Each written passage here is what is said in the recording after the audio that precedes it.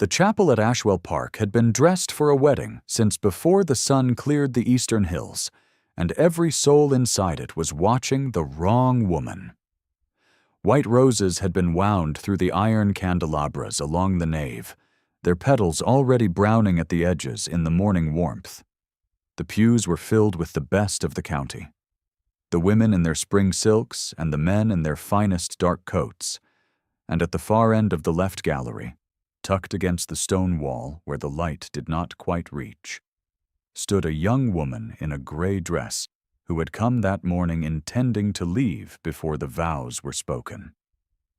She had her gloves on and her small traveling case waiting in the housekeeper's passage. She had told herself, quite firmly, that she would not watch this.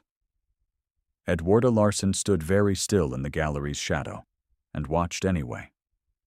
She told herself she was waiting for Agnes, who had gone to collect her coat from the lower hall and had not yet returned. She told herself she was only resting a moment before the long walk to the coaching road.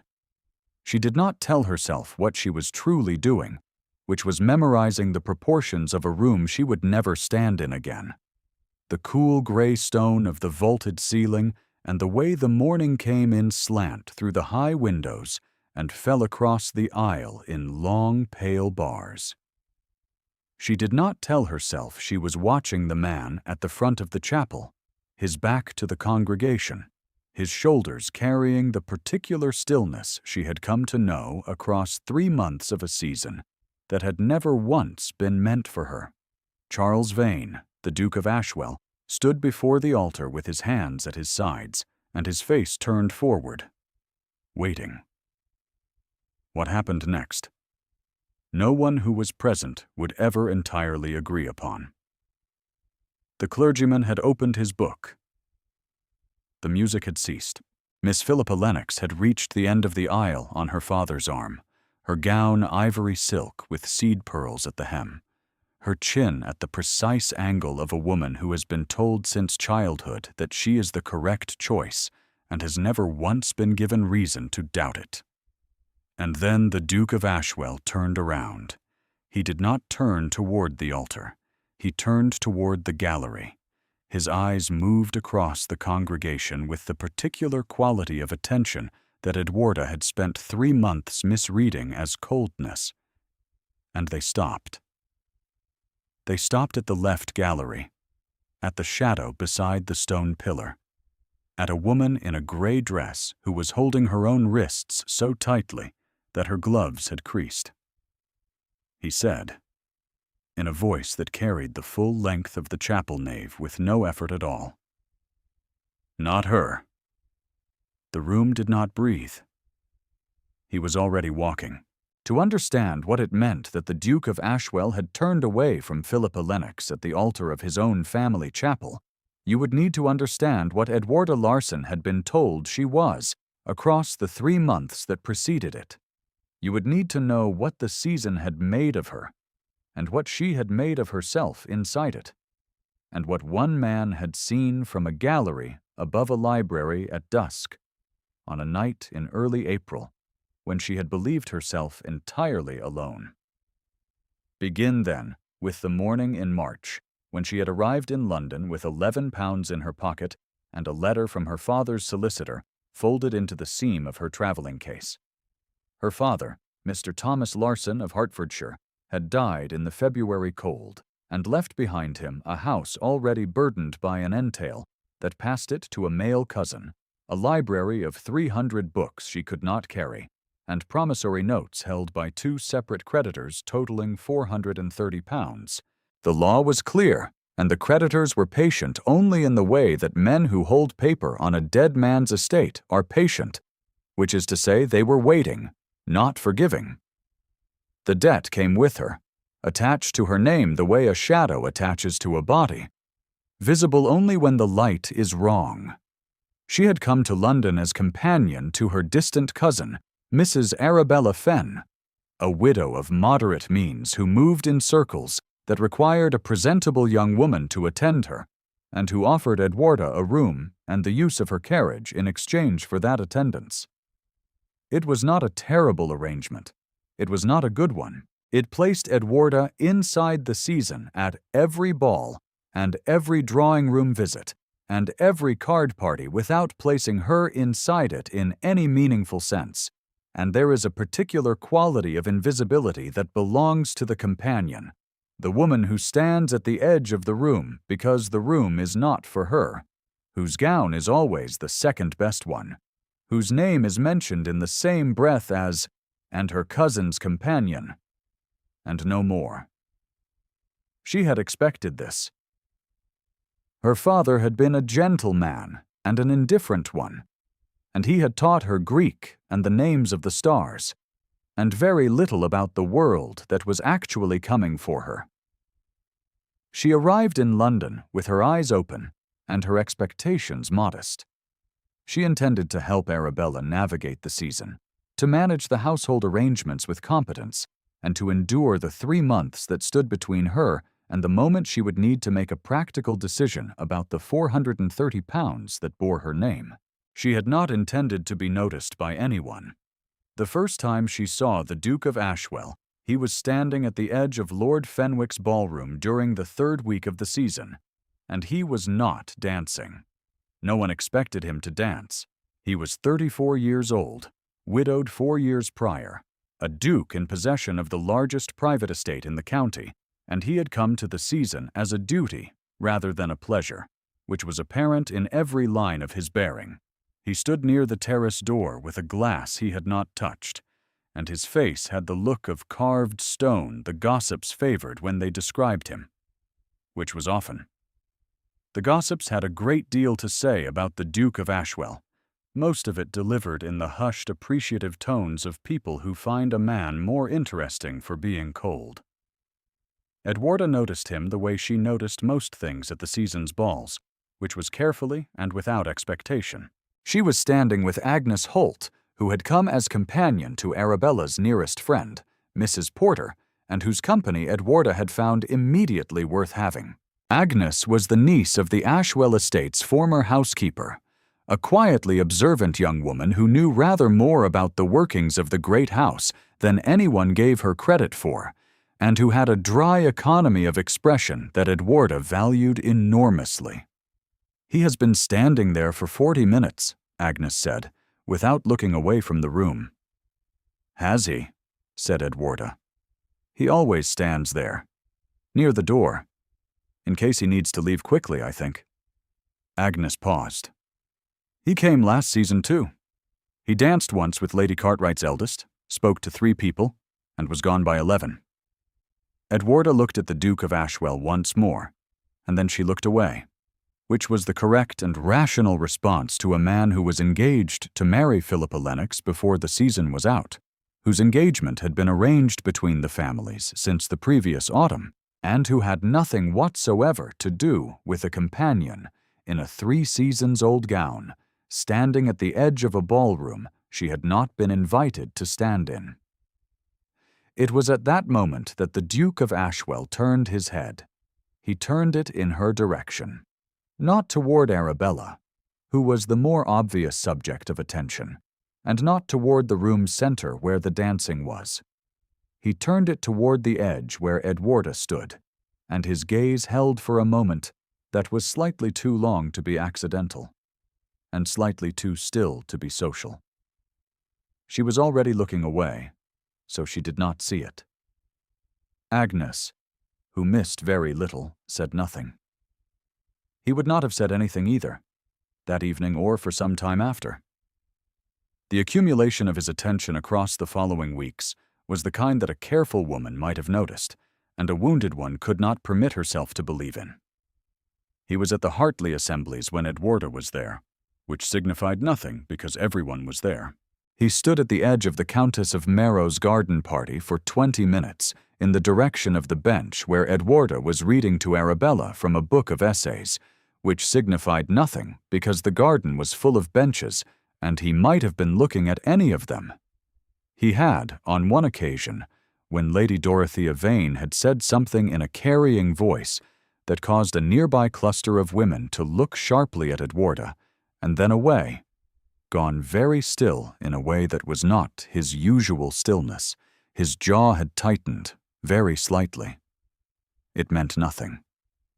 She did not permit herself to conclude that it meant anything. Lady Dorothea was the Dowager Duchess of Ashwell, the Duke's mother, and she had taken Edwarda's measure in approximately 45 seconds at the Fenwick ball, and rendered her verdict in the same thoroughness with which she rendered all verdicts, which was thoroughly.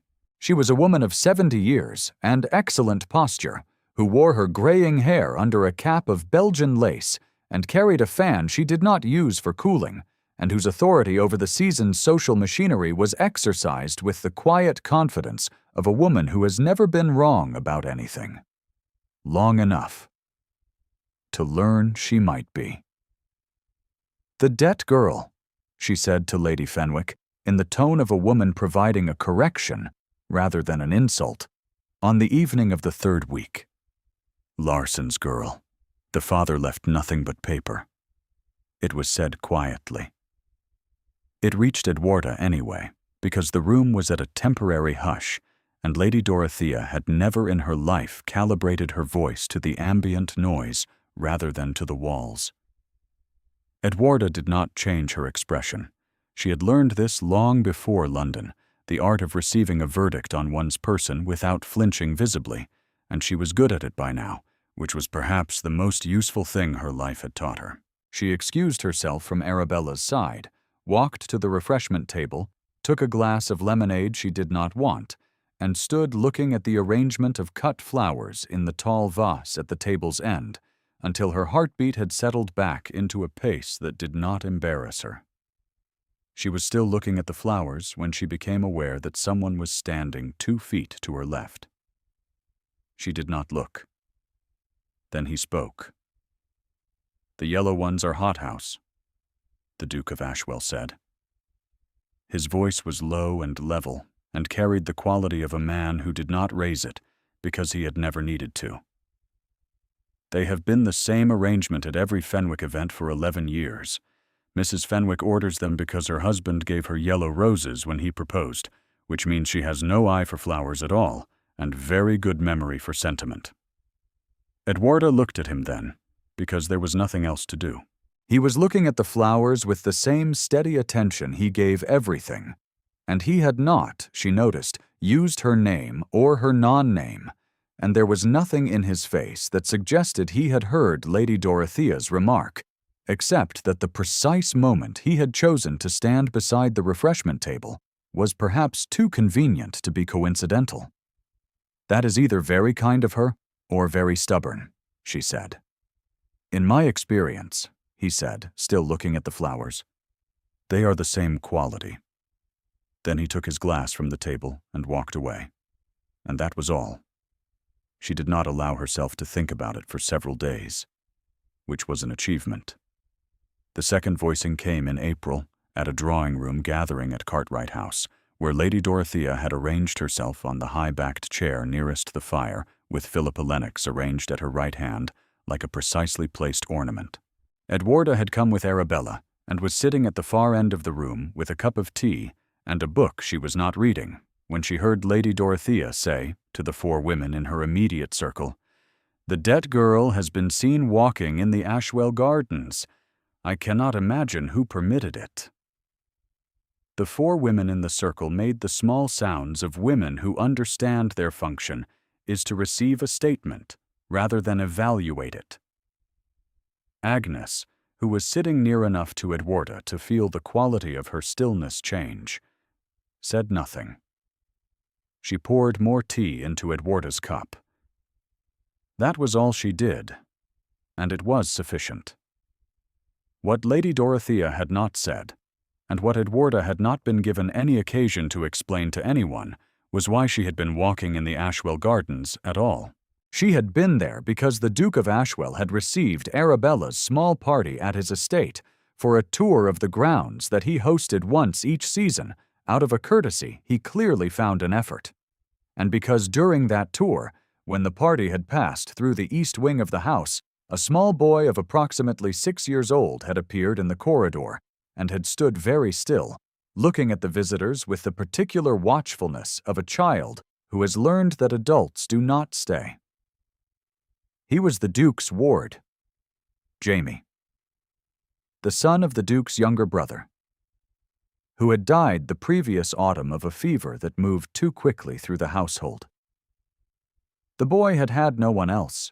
The Duke had seen the child appear and had stopped in the middle of a sentence about the East Wing's renovation, and for a moment the carved stone quality of his face had shifted into something that was not coldness and was not warmth, but was its own distinct weather. Something that looked like grief turned sideways into distance. He had said, "That is my ward." He does not usually come below stairs during tours. He had said it to the room. He had not said it to the child. The child had looked at him, and then at Edwarda. And Edwarda had done the thing that she did without thinking, which was to kneel down to the boy's height and ask him in a conversational tone whether he knew the names of the flowers growing along the east wall, and the boy had said no, but he would like to. And she had said, well then, they would walk out and find out together. And they had, while the party continued through the house, and the Duke watched from the corridor doorway with a look that Edwarda did not see because she was counting marigolds with a 6-year-old. Agnes told her afterward that the Duke had stood at that doorway for a long time. The library was the month after, in early May, on the kind of evening when the light holds too long in the sky and everything inside a room goes the color of old gold. Edwarda had been given the use of the Ashwell Library for the afternoon to locate a particular translation she needed for a letter she was writing on Arabella's behalf, a letter that involved a contested quotation from Cicero and required the precise Latin. And she had stayed past the time she should have because the library was the finest she had ever been inside.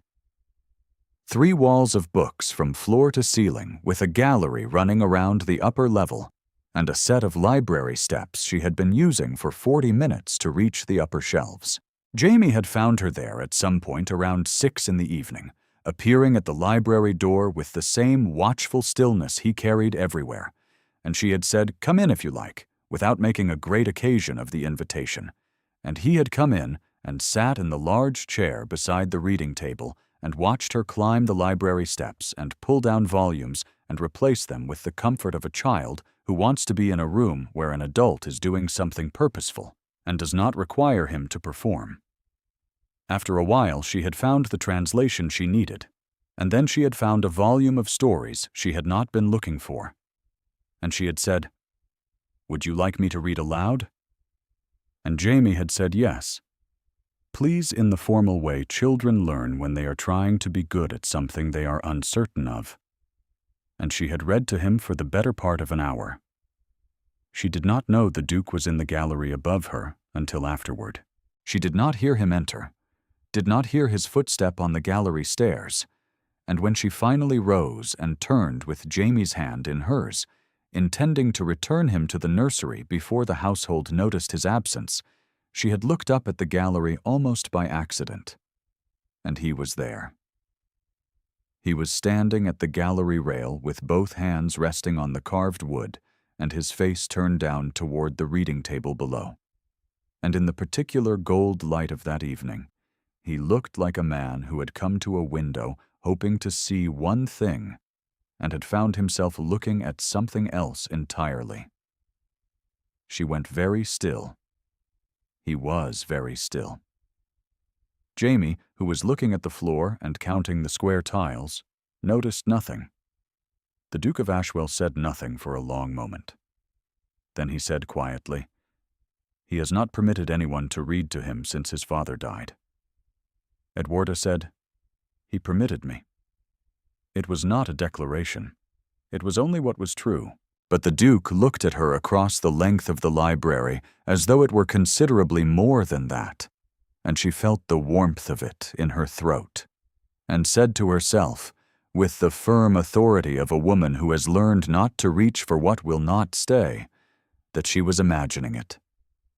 She was a companion with 430 pounds in debt attached to her name, and 3 weeks remaining in a season that had never been hers. Whatever she was reading in his face was the projection of a woman who wanted to read it. And she was not that woman. She had promised herself she was not that woman. She had been wrong, as it turned out. About several things.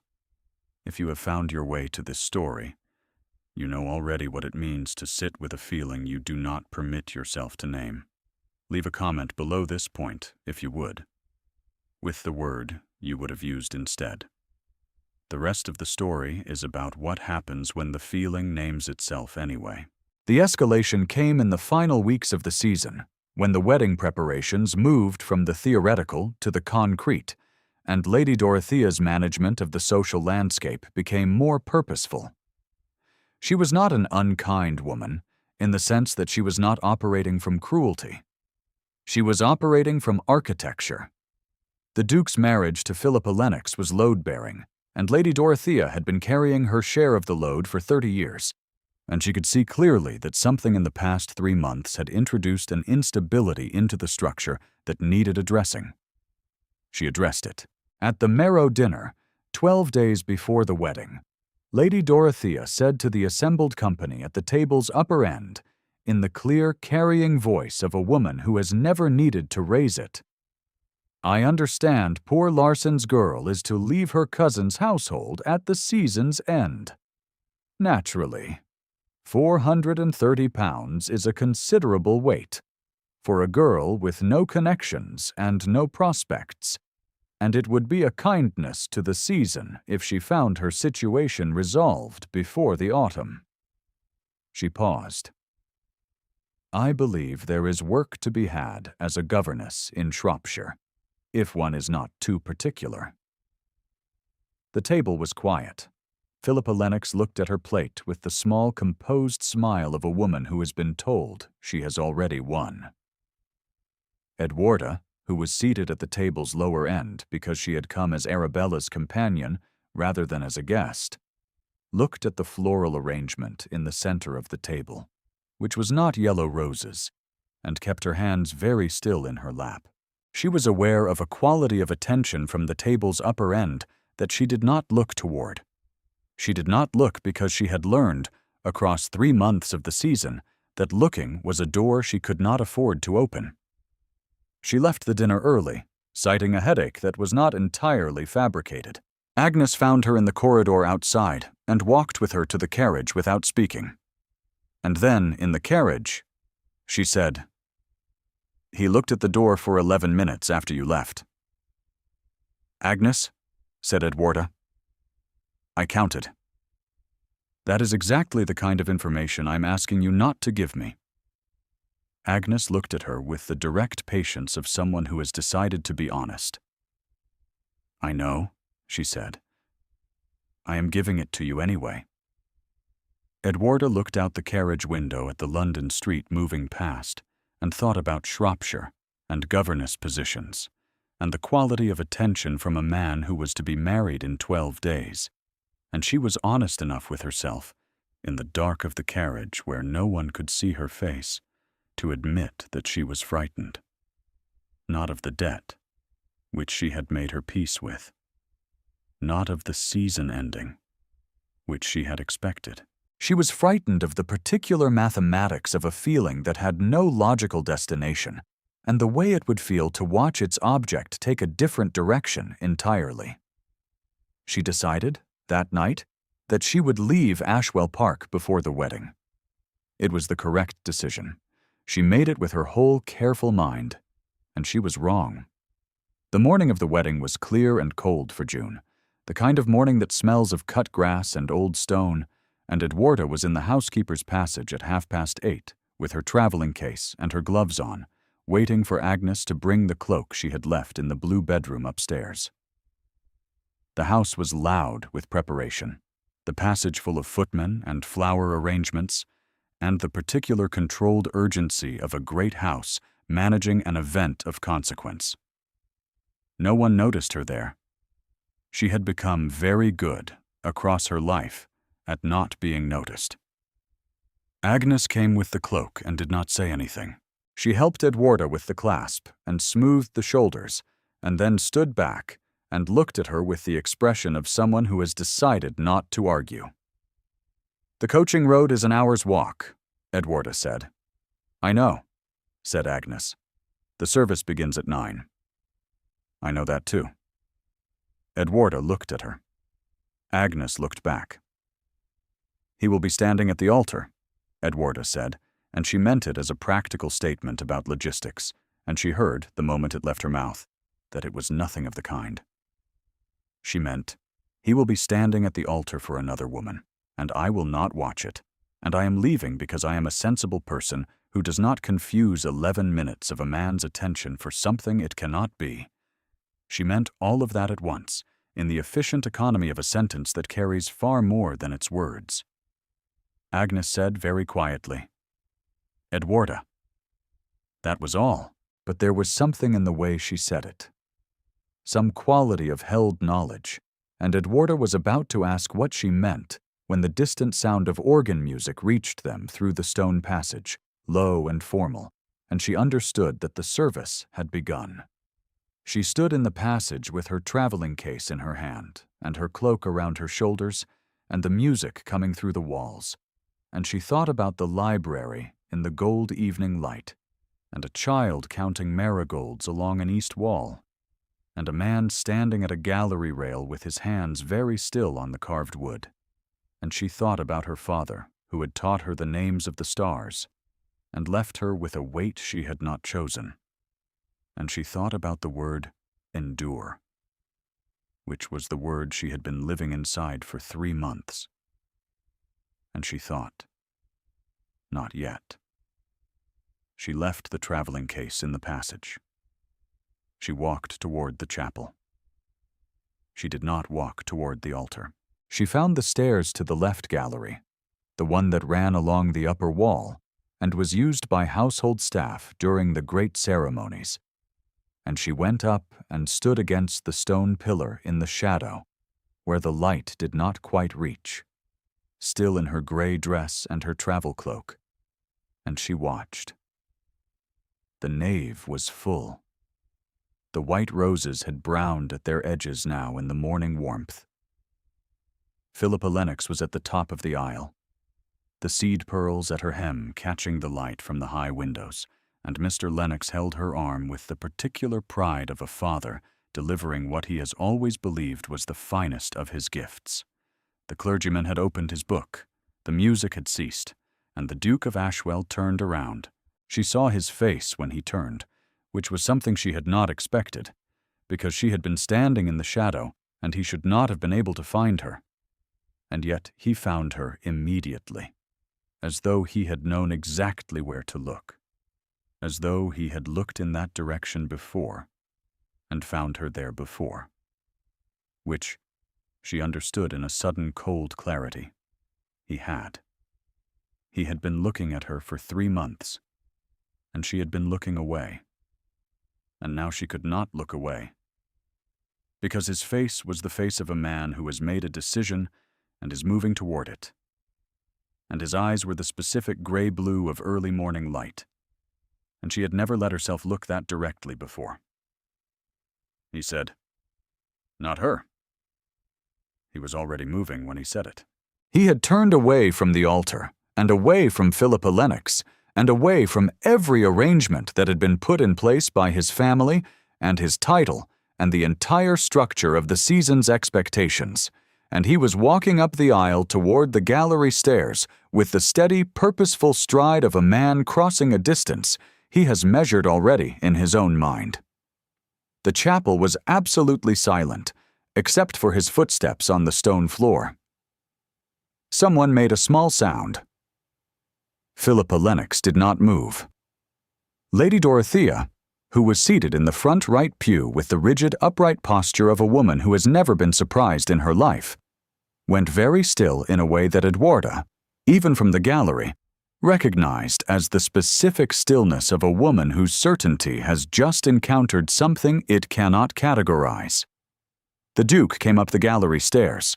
He came up them quickly, without the consideration of a man who is uncertain, and he came through the gallery door and walked directly to where she was standing against the stone pillar, and she was aware that she was holding her own wrists again, that her gloves were creasing again, and she made herself stop because she was a composed person, and she refused to be otherwise. He stopped in front of her, close enough that she could see the exact quality of the morning light on his face, the line of his jaw, and the faint shadow of a night without sleep. The small, careful set of his mouth that was not coldness at all when you were close enough to see it properly. It was discipline. It was the expression of a man who had learned to hold himself very controlled because something inside him was not controlled at all, and what was not controlled was currently very close to the surface. He said quietly, "I should have said your name 3 months ago." She said because she could not help it, and because it was only what was true. "You did not know it 3 months ago." "I learned it," he said, "in the first week. I have been carrying it since the first week." He paused. "Miss Larson." Then, more deliberately, "Edwarda." She heard her name in his mouth, and felt it the way she felt the warmth of a fire after cold, something settling in her chest that had been displaced for a very long time, and she did not say anything because there was nothing to say that would be adequate to the moment, and the chapel below them was entirely, completely silent. Below, in the nave, she heard a cough and then a rustling, the sound of a large room full of people remembering that they were still there. She heard Philippa Lennox say something in a low voice to her father, and she heard the clergyman, with the admirable composure of a man whose profession has prepared him for more unexpected interruptions than this, say gently, "Your Grace, we require clarification of your intent." The Duke of Ashwell turned and walked back through the gallery door and down the stairs and the length of the nave to the front of the chapel. And Edwarda came behind him because her feet carried her there without a precise decision on her part, and when they reached the front of the chapel, the full congregation turned to look at them both, and she understood that the gray dress and the travel cloak were what she was wearing, and there was nothing to be done about it. The Duke said, to the clergyman and to the room, "My intent is to offer for Miss Edwarda Larson of Hertfordshire. I am asking if she will have me." From the front pew, Lady Dorothea's fan dropped into her lap. It was a small sound in a large room, and it meant everything. Philippa Lennox looked at Edwarda once, a single clear look with no malice in it, and no warmth either. Only the expression of a woman recalibrating a certainty she had carried since autumn. And then she turned to her father and took his arm and walked, with perfect posture, down the aisle and out the chapel door. And her departure was so composed that it was almost dignity. And in some part of herself, Edwarda respected it. Mr. Silas Holt, the Duke's solicitor, who had been seated in the fourth pew on the right with the license folded in his inner coat pocket, stood up. He was a small, neat man with ink-stained fingers and the careful air of someone who has been waiting for a great deal of his life for a specific kind of moment. He said in his professional capacity, "The declaration has been made before sufficient witnesses and before myself, acting as the family's legal representative. The original license may be amended by a new document completed before this assembly or by a subsequent special license. In either case, the Duke's public declaration before witnesses of this number constitutes a binding statement of intent and cannot be withdrawn by any third party." He looked, as he said this last sentence, at Lady Dorothea. Lady Dorothea looked back at him with the expression of a woman who is discovering, perhaps for the first time in 70 years, that the architecture she has maintained with such care has weight of its own, and that weight has just redistributed. She did not speak. She looked at Edwarda, and Edwarda looked back at her. And what passed between them was not triumph. It was something quieter than triumph. The recognition that passes between two women who understand each other's position exactly, whatever the position might be. Lady Dorothea inclined her head, very slightly. The lace on her cap did not move. Edwarda turned to the Duke. He was watching her face with the full, careful attention he gave to things that mattered, which she now understood was his particular quality, the thing that lived underneath the carved stone discipline, the capacity for attention that had spent 34 years looking for a worthy object, and had found it, apparently, in a woman who counted marigolds and read Cicero and kept her hand still in her lap through dinners at which she was publicly reduced, and who had been, until approximately 12 minutes ago, walking toward the coaching road. She said, "Yes." He had not been cold. He had been waiting. Agnes was in the 4th row, behind the solicitor, and Edwarda saw her face over the Duke's shoulder and saw there the expression of a woman who had been counting minutes for 3 months and had just arrived at the right number. The clergyman closed his book and then, after a moment's reflection, opened it again to a different page.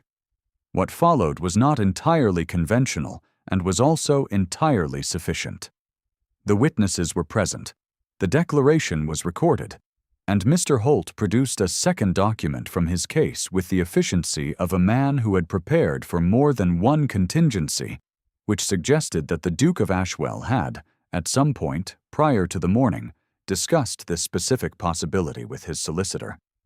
And what that suggested about the preceding 3 months, Edwarda thought she would need a quiet moment to fully consider. That quiet moment came, in the end, in late November. The first snow of the year reached Ashwell Park on a Sunday, arriving in the small hours when the household was still, and the great windows of the west wing showed nothing but dark. And by the morning it had covered the gardens and the east wall, and the small bare beds where the marigolds had been.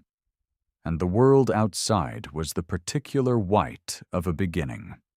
Edwarda stood at the bedroom window in the early morning with the Duke's coat across her shoulders, because she had come to the window quickly and had taken what was nearest, and his coat smelled of wood smoke and cold air, and the particular quality of a person who has become so familiar that their presence is indistinguishable from home. The coat was too large for her, and she wore it anyway. She had been wearing it for exactly the amount of time it would take for him to notice she had gone. Jamie was asleep 2 doors down, in the nursery room that now had a reading chair beside it, and a shelf of story volumes, and a child who slept without the particular watchful stillness he had arrived with, who woke in the mornings making the ordinary noise of a child who believed someone would answer it.